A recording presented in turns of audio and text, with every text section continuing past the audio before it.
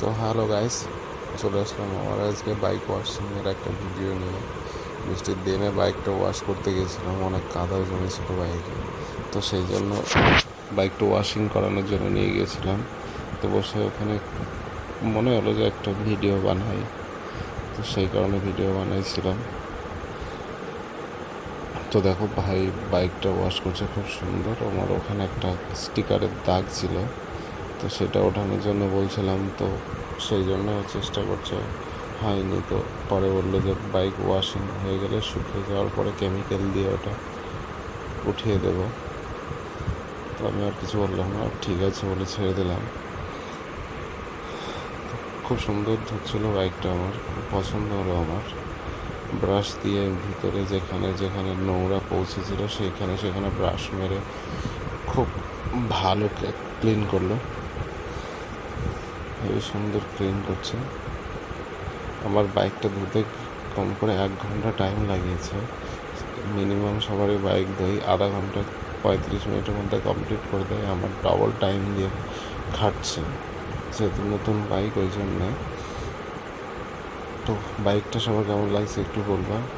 পিছনের সিটটা খুলে নিউড করে দিয়েছি ওয়াশিং করার জন্য, কারণ পিছনের সিটটা তো ফোল্ডিং, ওটা যখন তখন খোলা যায়, যখন তখন যা করা যায়। ওর নিচেও মাঠঘাটে অনেক ধুলো জমেছিল, তো সেই জন্য ওটাকে উঠিয়ে ওই দেখতে পাচ্ছ বেঞ্চের উপরে রাখা আছে,